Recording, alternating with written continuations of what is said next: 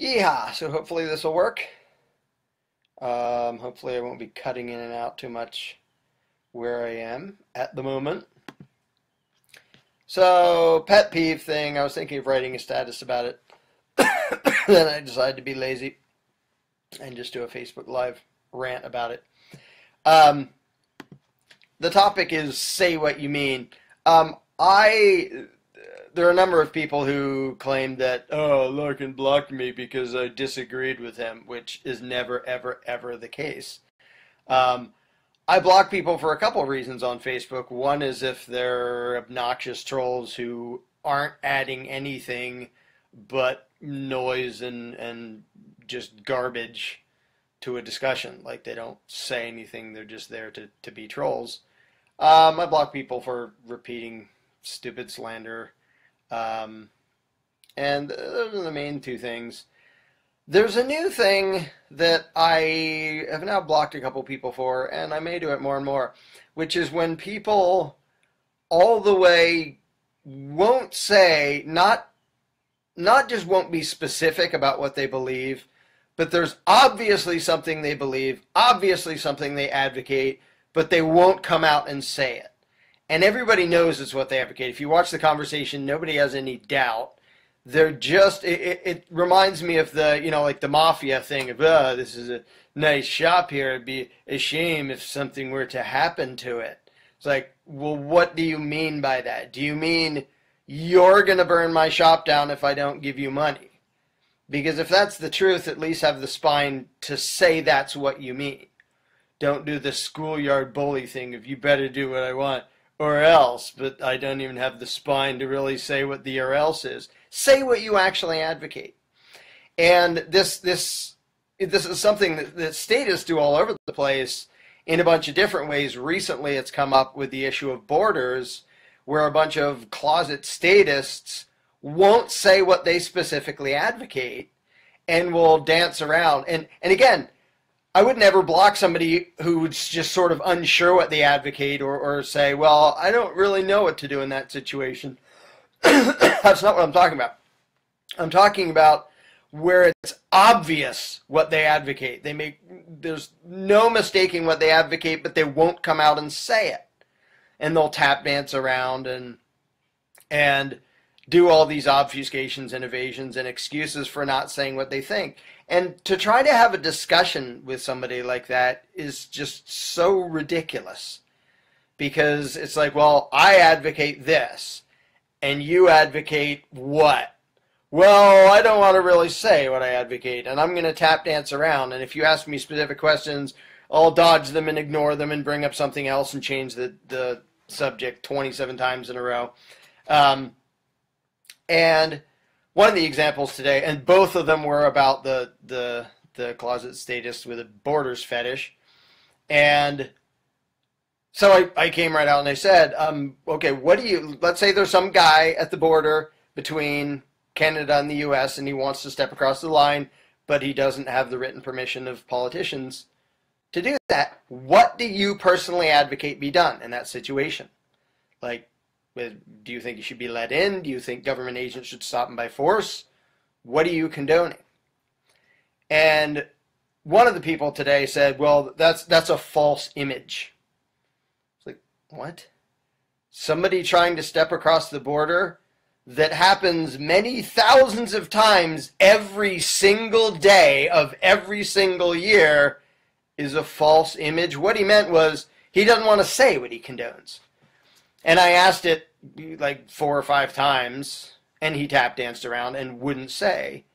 And it was obvious that what he condoned is the use of state violence to stop him. And you could see that. I'm not just guessing. You could see that from the rest of his discussion. And the whole thing of bashing open borders, well, what's the other option? Like, open borders is a term that means not using state violence to stop somebody from stepping across the line. If you object to not using state violence to stop somebody from crossing over a line, well, gee, what do you advocate? Using violence to stop somebody from stepping over the line. So it's pretty easy to infer that, but things he was saying made it obvious that that's what he believed. But I'm going to give you actual quotes and specific example from the other guy, because it's a fascinating psychological thing. If somebody believes that strongly in something and really thinks they're right and thinks theirs is the position, theirs is the proper position, what does it say that they don't dare to say out loud what they condone? And they'll tap dance around and make excuses all over the place instead of saying what they condone. So there was another guy, was this yesterday? I can't even keep track. Been too busy. Where somebody said, well, explain how inviting more statists into your community will help achieve a free society. And I said, this has nothing to do with inviting somebody somewhere. It's, do I have the right to use violence to stop someone from stepping over a national boundary, which is a line made up by politicians? It's not private property. It's politicians say, this half a continent is ours, we get to decide who comes in. Do I have the right to use violence to stop somebody from crossing that line? And does anybody else have the right? Can anybody delegate to somebody else the right? And of course, if you believe in the non-aggression principle, you have to say, no, I don't, and nobody else does either. It's not an act of aggression for somebody to step from one place in the middle of nowhere in the woods to a slightly different place in the middle of nowhere in the woods. Like, and I did a post a while ago of a picture of a place along the Canadian-U.S. border, which is just woods. And a lot of that border is just woods in the middle of freaking nowhere. And the idea that it's okay to point a gun at somebody because they want to step from tree A to tree B, when neither of them is even private property. It's just that ruling class thinks they own this tree, that ruling class thinks they own this tree, therefore you think pointing a gun at somebody's head to make them not go from that tree to this tree is okay. That's just, it's statist, and it's obviously an example of violent aggression. So that's the question. Like, do you condone the use of aggression? Now, I don't know if I'd call it happy, but at least it's something that Stefan Molyneux finally got around to admitting, that he condones the initiation of violence against lots of people he doesn't know by way of the border issue. And I posted a thing on this on Facebook, where he basically had a long-winded tantrum against people calling him out on that, and then got around to saying, basically, like, people are saying that closed borders is the initiation of violence. I agree. I totally agree with that. So, okay. So after his defensive tantrum, he got around to admitting he advocates the initiation of violence. Okay, good. At least he said it. I mean, he took a while to get around to saying it, but at least he actually said it. But a lot of closed border advocates won't just say it. Like, even if it's a matter of, yeah, in principle we would rather have this, but this case is so scary that we have to do this, still, why can't you say it? Why can't you literally and specifically describe the violence you condone? Like, when I advocate the use of force defensively, I don't have to hide it under euphemisms. I've talked about this before. I'll say, if somebody does this, I think it's justified to point a gun at his head and tell him to leave, and if he doesn't, shoot him in the head. Like, if there's somebody wielding an axe who comes into my house at 2 a.m., I'm absolutely going to point a gun at him and either just shoot him on the spot or tell him, leave or I'm going to kill you. I don't have to say, I'm going to implement a policy that prefers the domestic inhabitants over the possible rights of the... Shoot him! Shoot him in the frickin' head! Like, I don't have to hide that. I don't have to dance around or dodge it. And if somebody said, what would you do to somebody with an axe who breaks into your house at 2 in the morning? I wouldn't have to say, well, I don't really want to talk about, let's talk in these vague terms. The threat of violence, deadly force, or actual deadly force. The threat, if I thought, like, I wasn't going to die in the process of threatening him, if I thought I had the time to threaten him instead of just start by shooting him, I would do that. But either way, I'm going to literally describe what I advocate. And so many closed border advocates won't do that. And what does that tell you? If somebody's actually comfortable in what they condone and what they advocate, then they dare to specifically and literally describe it. And they don't feel bad about it, and they don't feel the need to hide it under, vague terminology and euphemisms and excuses and stuff. So, anyway, back to this guy. So he says, how does inviting more statists into your community help achieve a free society? And I said, it doesn't, and it has nothing to do with that.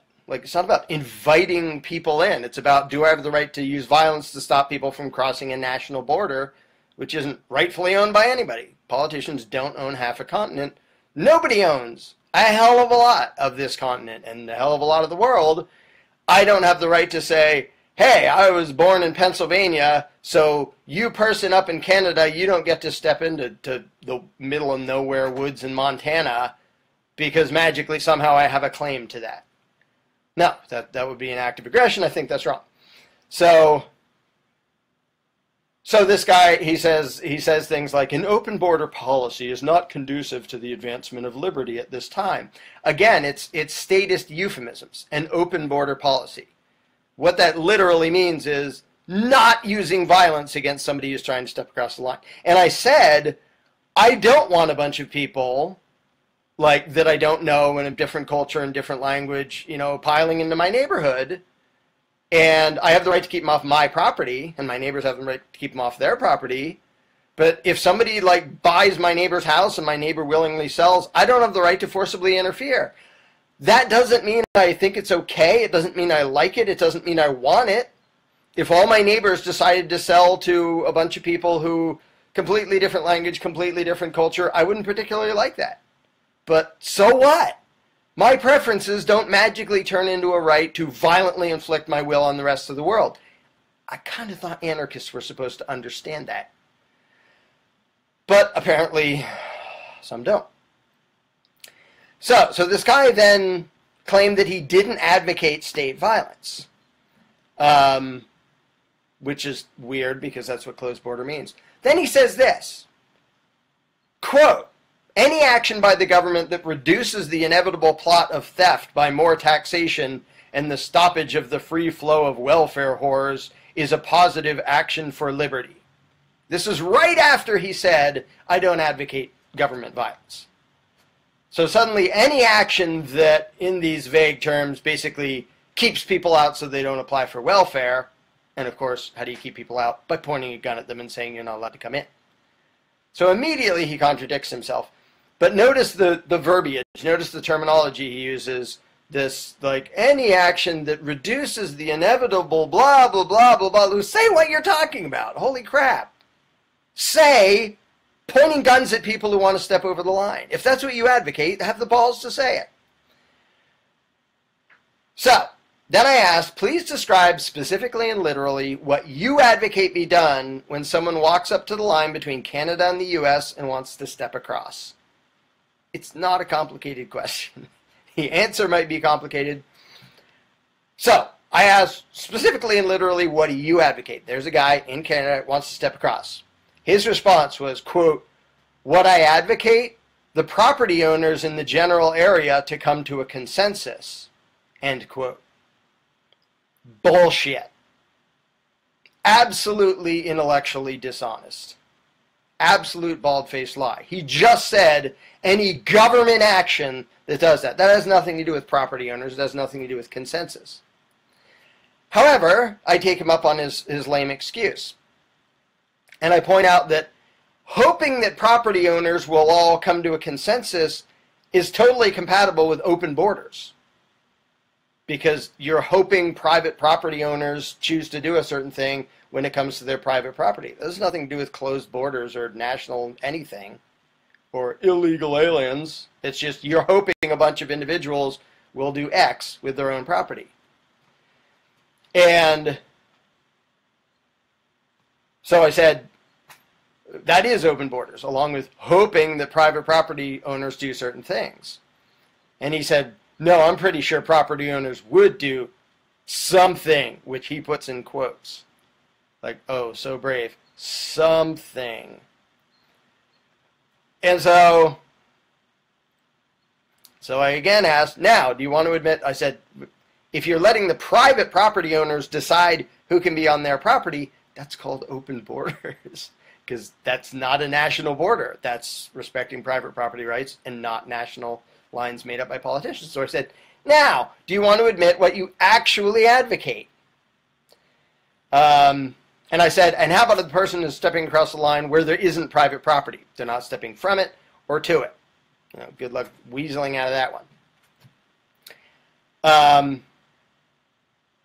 And I pointed out, no, you're absolutely not just hoping that all private property owners won't let people through. And he knows it. He had already talked about any government action, blah, blah, blah.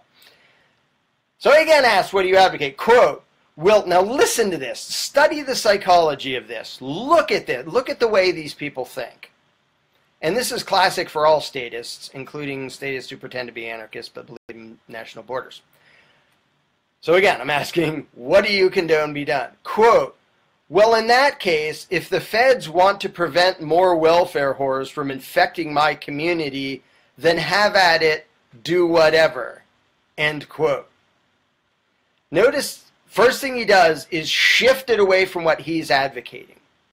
And there's like a bit of his own advocacy in there, because he's basically saying, well, I'm okay if they do that.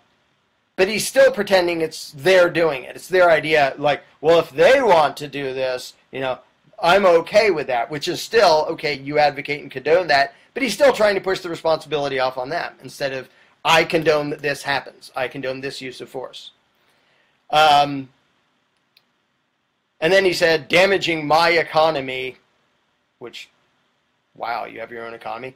Damaging my economy and begging the feds to steal more from me is aggression. Remember what the question was? Guy in the woods steps to a different part of the woods. Damaging my economy and begging the feds to steal more. That wasn't the question. The question was, he steps from right there to right there. Do you have the right to use violence to stop him?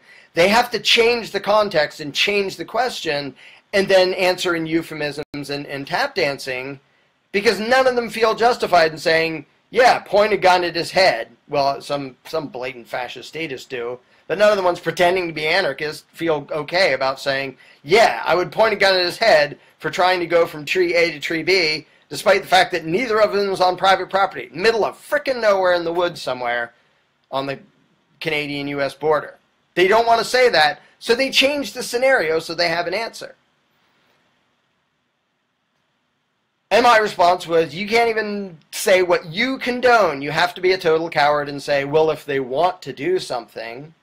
So I asked again, what do you personally condone, in all capitals, happening in that situation? Answer, or I'm blocking your cowardly statist ass.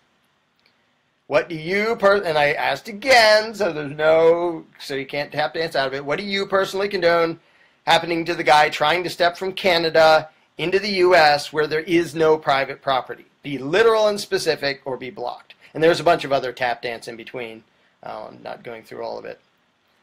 Then he said this, quote, I condone the person be scrutinized to the fullest extent if that were my property. Ridiculous euphemism, and then changes the question. Part of the question was where there is no private property. But he throws in, if that were my property, I didn't ask if it was your private property. I specifically asked if it wasn't anybody's private property. But look at the terminology. I condone the person be scrutinized to the fullest extent. What a freaking coward. What does that mean? Oh, that guy is stepping from tree A to tree B. Let's scrutinize him to the fullest extent. What the fuck are you talking about? Everybody knows what you're talking about. The threat of state violence by state agents to enforce state laws about state borders because you're a statist. And to talk in terms like, I want him to be scrutinized, you freaking coward. You can't even say it. You condone actual violence against actual people, but you don't even have the balls to say it, to literally and specifically describe it. That is the cowardice we're dealing with. And it's almost more refreshing when somebody is such a bold statist that they'll just say, yeah, in my country, I hope to get shot stepping over the border. Well, cool, at least you admit it. That's what the other people believe, but they tap dance around and do these euphemisms and garbage to pretend they believe in something else. And then he suddenly says, well, I live on Lake Erie. If some dudes in a boat just show up on this beach and park it and start walking towards town, me and a lot of other people will have questions. We'll have questions, really. We'll have questions. That's what you advocate. having some questions. And that was all. He didn't elaborate. He didn't go on, well, questions while you're pointing a gun at him, and what are the questions, and what do you do based on the answers to the questions? Are you just, hey, buddy, where are you from? Or are you, hey, buddy, where are you from? I'm going to kill you unless I find out that you have the permission of the U.S. ruling class to be here. Because that's what closed borders actually means. But to see, so that was basically the end of that conversation, because then I was just, yeah, I'm done with you. If you have to tap dance that many times and you can't just say, I want people to use violence to stop somebody from crossing over a line, it becomes ridiculous to try to have a conversation because they're all the way not saying what they condone. So there can't be a philosophical back and forth if one side can't state its own position or won't state its own position, even when everybody listening knows their position. It's like, you won't come out and say it, but everybody knows your position is not let him come across. Even if maybe I don't trust him, even if I don't know anything about him, even if he looks funny to me, like, I don't have the right to initiate violence, so let him across. Even if I don't particularly want him in my neighborhood, none of that gives me the right to commit aggression, so I would advocate nothing. I would advocate not using any force to stop him from coming across. That's how you actually describe what your position is. And when the other side cannot describe it and do these tap dances, and if they do it a few times and I keep asking and eventually they admit, I was like, okay, now at least we can move on. At least you finally admitted what you condone. Even that, it's very telling when somebody takes that long to literally answer a question. All right, here's the scenario. What do you think should happen? Tap dance, tap dance, tap dance. Half an hour later, when they're trapped and defensive, they say, well, I do think the state should use violence for the common good and as a greater blah, blah, blah, bigger liberty and yada. Okay, well, at least you said it. But why did it take half a frickin' hour for you to say what you think? Because the question was just, what do you advocate? It's not explain quantum mechanics. It's what do you condone in this particular scenario? And so when they tap dance around, it's because they're trying to be dishonest. They're trying to not admit what they advocate and what they believe, even when it's obvious to everybody there, even when other people are telling them. Because of course, there were other people in on these exchanges, and other people were pointing out, look, there's two options. The guy walking from there to there in the woods, you either forcibly prevent him or you let him go from there to there. Those are kind of the two options. Like, it's one or the other. And obviously, since you're vehemently having tantrums against those of us who say, let him go from there to there. It's not my property. It's not my place to use violence to stop him. Whether I want him in there or not, it's not my choice. Like, if you have tantrums against people who say that, obviously you must be in the other choice. The other choice being the use of violence to stop him from going from tree A to tree B. Those are the only two options.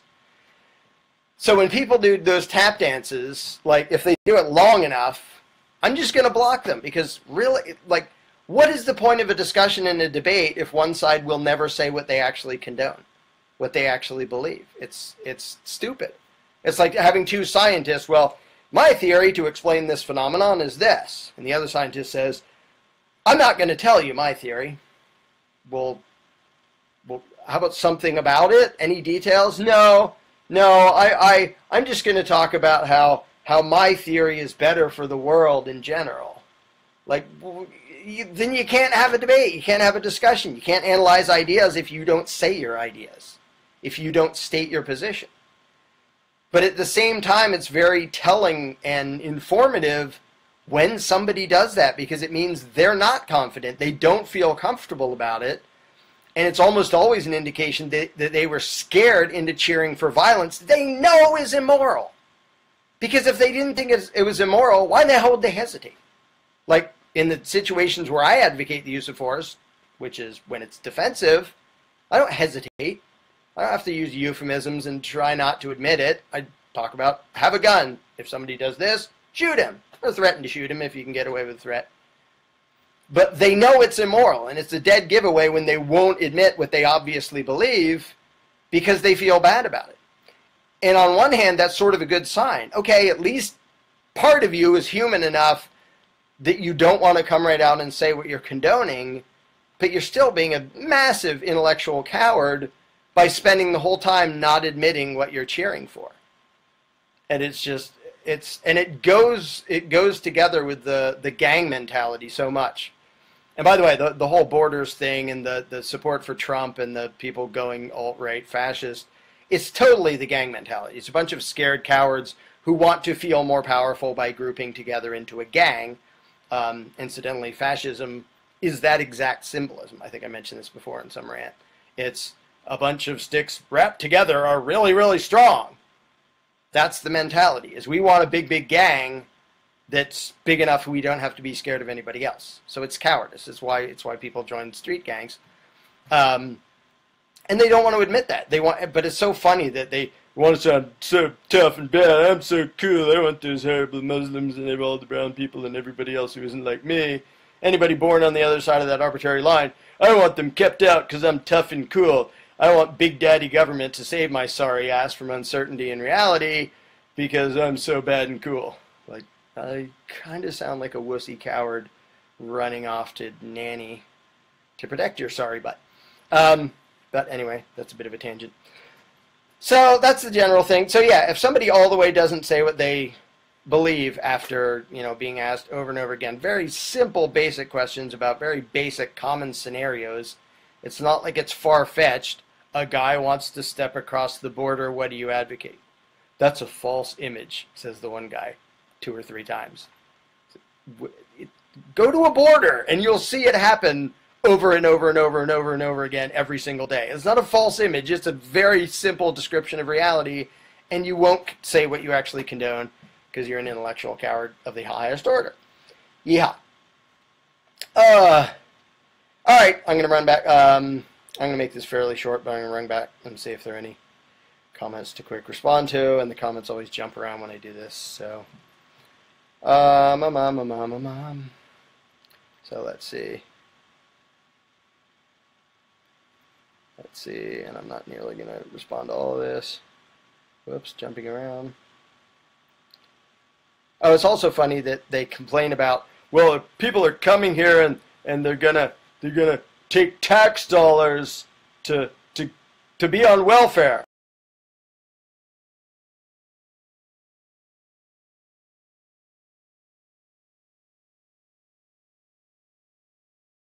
Connect me. Okay, I got cut off for a second there. First of all, you magically know they're all going to do that, or you think it's okay to use violence against a huge category of people based on what you think some of them might do in the future. How very statist and collectivist of you. But aside from that, is they're going to get on welfare and taxes, and that's an increase in taxes. How do you think border control is funded? You're advocating that people be paid with stolen money to stand at the border with guns. And then you say it's so we get robbed less. It's just, whatever. Anyway, that's just another side issue. Yeah, it is sad that any of this has to be stated. And the only reason is because of fear. Fear is totally the mind killer, and it makes people want something. And then if you look at the rationality, like, the article by Hop did this, and I've seen it by other people pretending to be libertarians, who are usually libertarians, but then they sort of go border fetish fascist. And you can tell, you can look at it and see, it's like a lawyer was hired to argue for a case that he knew was BS, but he's like, well, I'll spin this and I'll do the tap dance and I'll try to make it convincing. I know it's BS, but I'll do the best I can because that's what lawyers get paid to do, is, be an advocate for this position, no matter how dumb or false you might think it is. And you can see them doing that. Like, they're scared of what happens if a bunch of people come here that they don't know, or a bunch of people of a different culture, a different mindset or whatever, which, so far I sympathize and I understand, and okay, yeah, I can grasp that concern. I even share that concern. But then they go to, I want government to violently stop anyone from coming inside that line, and now I have to fabricate in my brain some convoluted, long-twisted rationale for why that's okay. And you can see that in the reasoning. And it's why they don't want to answer simple questions. They want to have these big, long, weird trains of argument that nobody would come up with if they weren't starting with the conclusion of I want government to use violence to stop anybody from crossing the line made up by politicians, which is a purely statist position, and they're trying to fabricate an excuse. It's outcome-based arguing, I call it, where here's the conclusion I really want to reach, and I'm going to mangle evidence and logic however much I have to make that conclusion sound okay. But they're being scared into wanting that, big bag statist government to protect them, and then trying to fabricate a line of reasoning to make that sound rational, which they fail to do, but you can see the effort.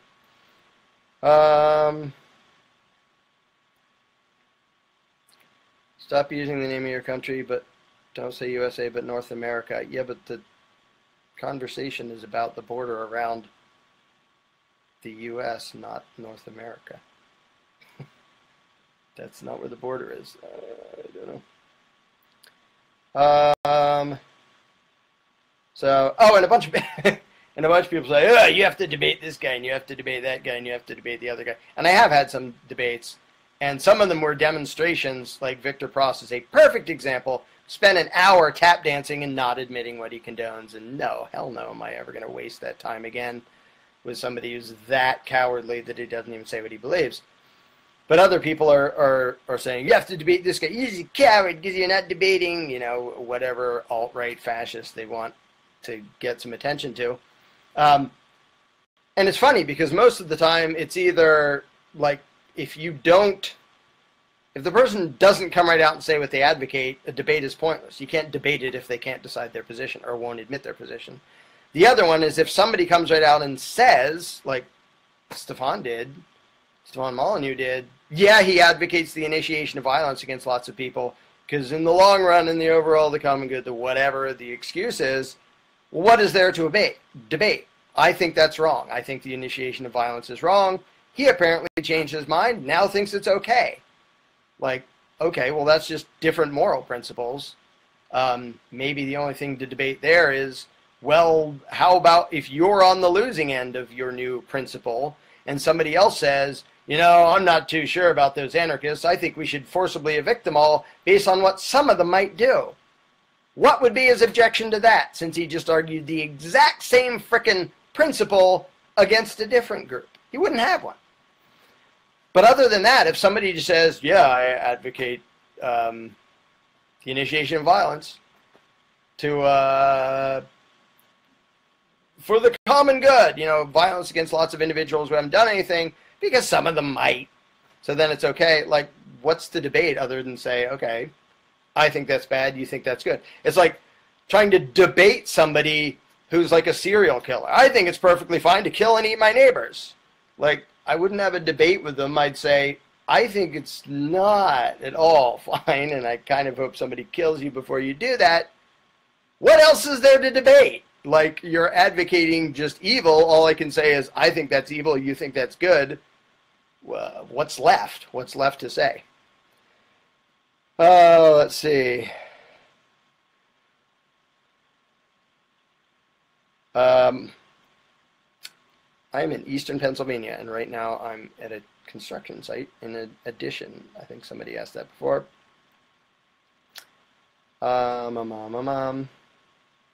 Yeah, it's rare for a statist to admit what he's condoning. That's true of all statists in all categories, even just taxation.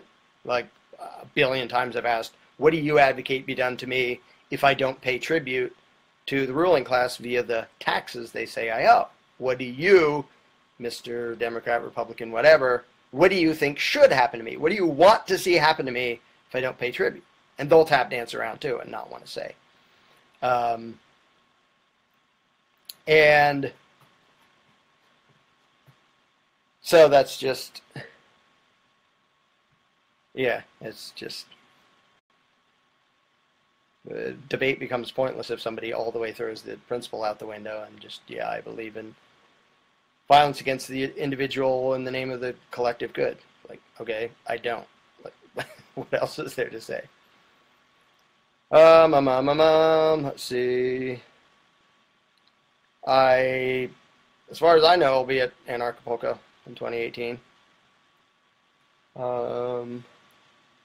I do have drywall here. It'll be up on these walls in the relatively near future. They want privatized borders. Privatized borders doesn't mean anything.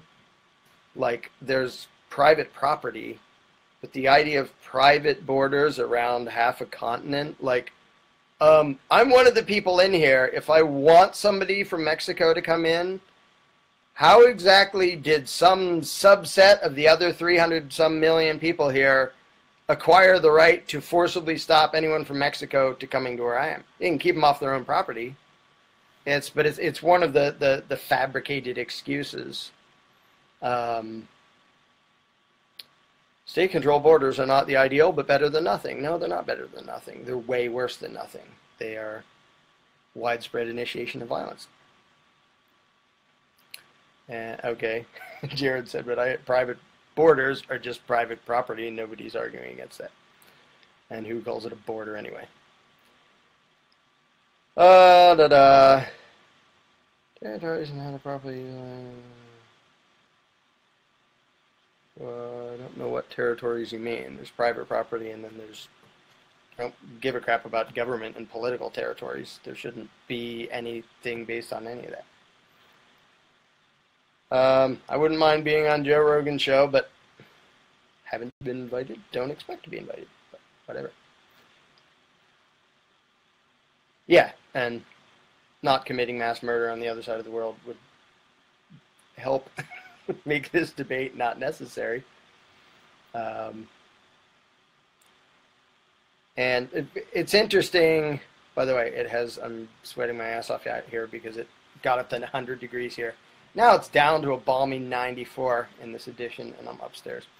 So I'm going to go in a second before I die of heat exhaustion. But, oh, dang it, what was I just thinking?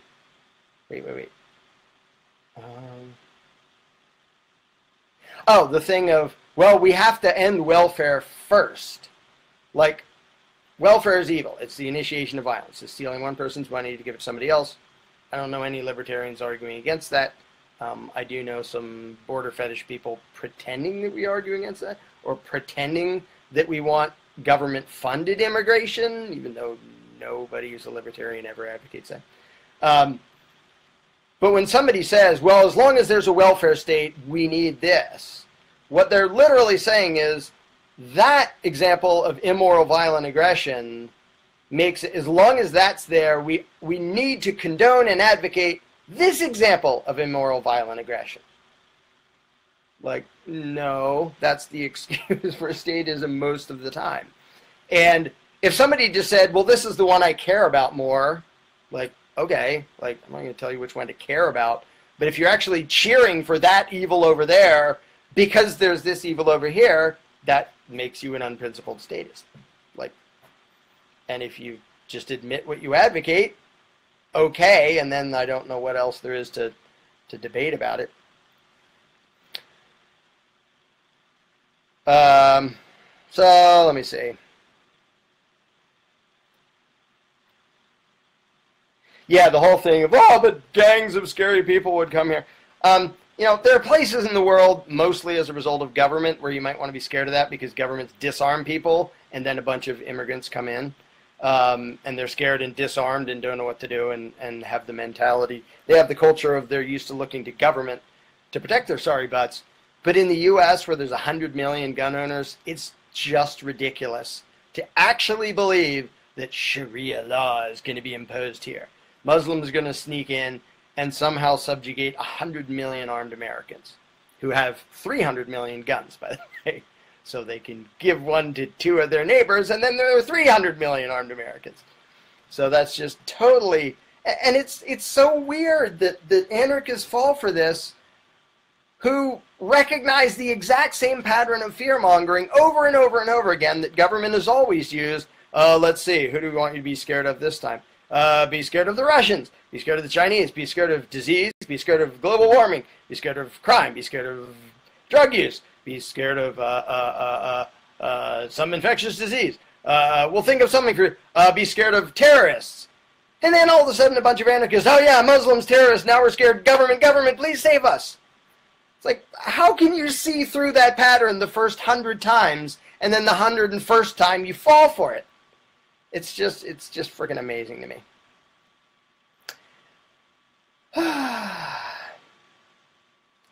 So let's see. I see a troll. I haven't seen him actually say anything of substance, so I totally don't care. All right, so that's probably enough before I die of heat exhaustion here. So I will jump off, and then I'm sure I will be back and in the comment section. Oh, by the way, let me warn you ahead of time. If I ask you more than 3 times what you condone in a simple, common, basic scenario, and you don't say what you condone, even though it's obvious, I'm going to block your cowardly butt. So, alrighty. That's it for now.